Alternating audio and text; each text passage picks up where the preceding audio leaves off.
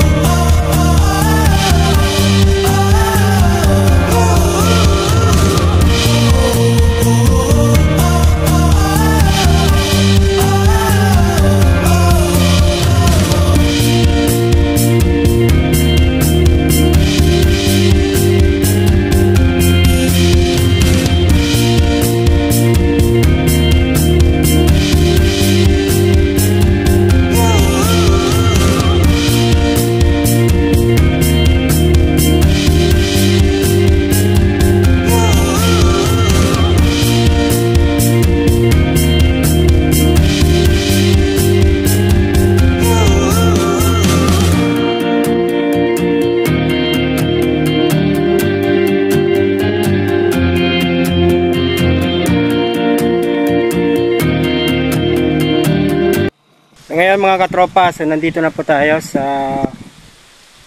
Sitio Salvacion. So kung makikita po natin, so ito na po yung kapilya niya o yung simbahan. So tara, magpahinga na muna tayo at syempre manalangin din tayo. Kasi nga sa araw-araw na blessing ni God, hindi po tayo napapaano, lalo na po sa biyahe po natin. So tara. Kita po natin mga katropa, yan po yung highway, ayan, yung dinaanan po natin. Yan po yung papunta ng Barangay Butag. Then dito naman po sa kanan po natin, yan naman po ay papunta po ng Barangay Utabe. Ayan, nakapaluwag ng daanan po natin, ano. So ito po yung simbahan ng Salvacion. Ayan. Sa mga gusto po magngilay-ngilay at lalong-lalo na po magbisita iglesia, perfect po ito sa inyo. Binuksan po ito para sa mga kababayan po natin na gusto po manalangin ng may taimtim. Ayan po. So malapit na rin mga katropa yung bisita iglesia po natin, no? Sa April. So ito po yung simbahan.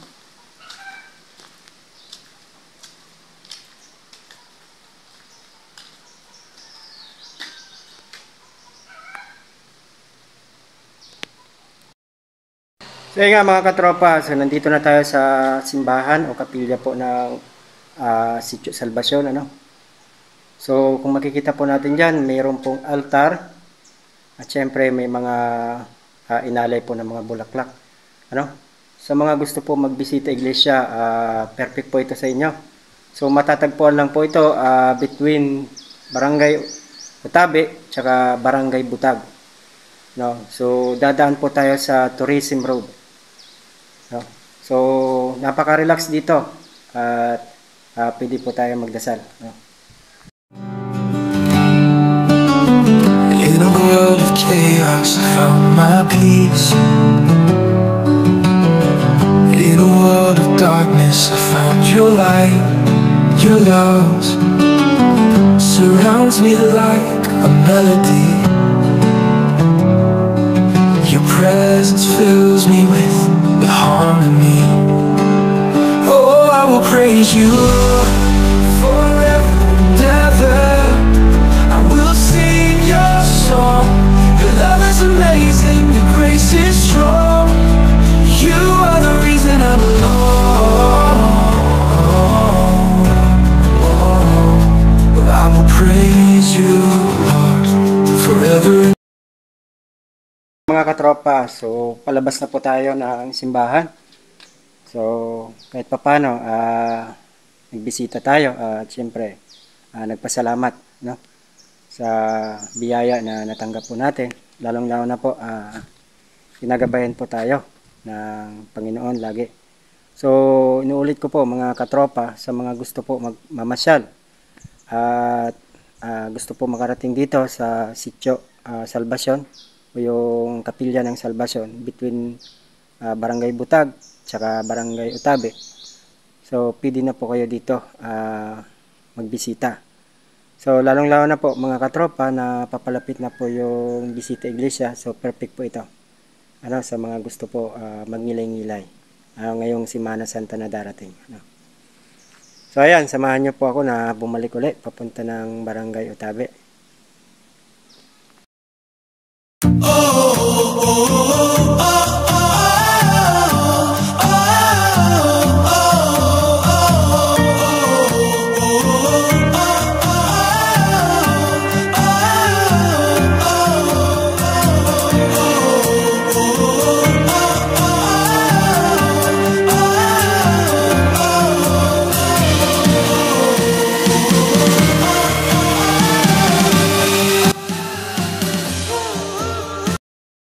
So ipapakita ko po sa inyo yung mga matatarik po na mga daan para aware po kayo sa mga gusto po makadaan po dito sa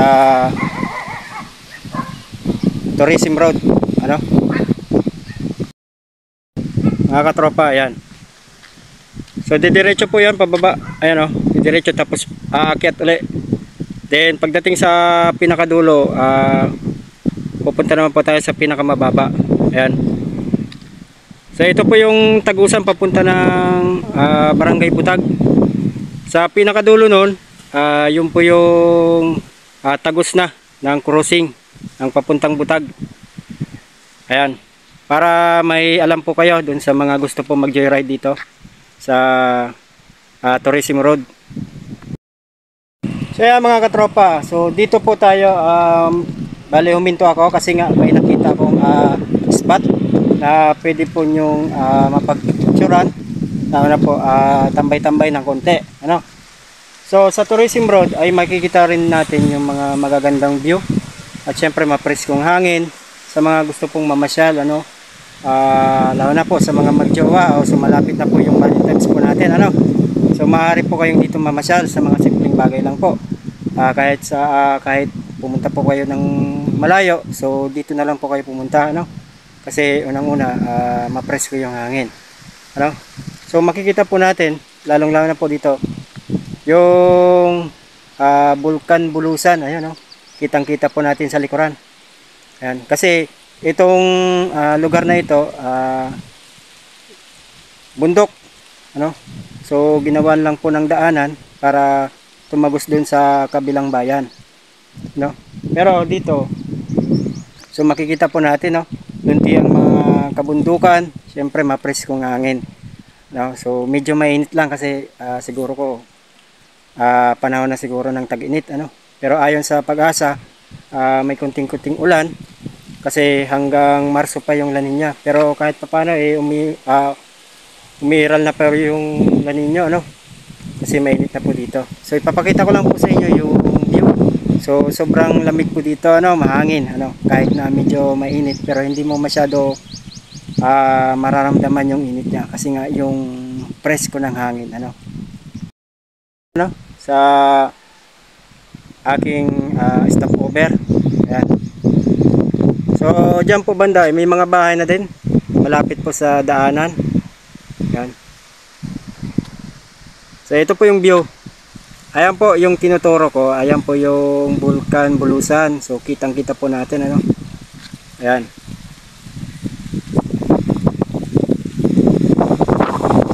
So yan naman po yung mga bundok. So mapresko po dito yung hangin, ano. So maganda yung view niya. At syempre nakakapag-relax. Sa mga gusto po magmuni-muni, lalo na po pag may mga problema po tayo. So punta lang po kayo dito at kahit papaano mawala po yung stress sa buhay nyo. Ayan. So sa mga hindi pa po nakapag-subscribe sa aking channel, please subscribe The Good One PH. At syempre gusto ko po magpasalamat sa aking butihing sponsor, si Ma'am G, no? O syempre shoutout nga pala kay Ma'am Gina Johnson. So ma'am, ingat-ingat po kayo dyan, ma'am, sa Amerika, no? So sana nasa mabuting kalagayan po lagi kayo at syempre good health. At syempre sa aking kaibigan din na si Ma'am Janet Salazar. So salamat po sa pagtulong niyo po sa aming channel na Istorya Mix Vlog ni Paring Aner. So mabuhay po kayo. So dito na lang po tayo mga katropa. So papakita ko po sa inyo yung daanan at syempre yung ibang view dito sa Tourism Road na binuksan mula po Utabe hanggang Tagos ng Barangay Butag, Bulan, Sorsogon.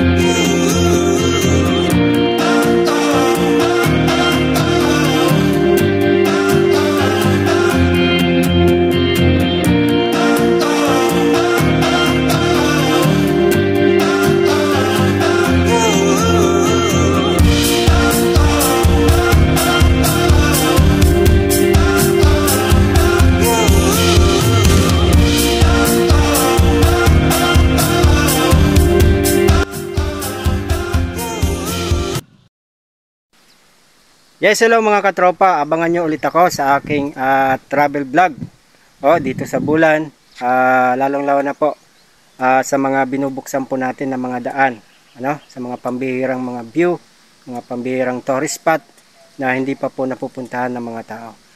At syempre mga katropa, sa hindi pa po nakapag-subscribe ng aking channel, The Good One PH. So please subscribe and hit the notification bell para updated po kayo sa aking mga bagong video. Ayan po, shoutout nga pala kay Ma'am Gina Johnson. At syempre sa aking kumpare na si Aner Vlog para sa Istorya Mix Vlog po namin. At syempre, shoutout nga pala sa Smart Click Tuda na nakabase po dyan sa sentro. Now, hanggang sa muli po, sa ating paglalakbay muli, samahan nyo po ako. So dito lang po yan sa The Good One PH.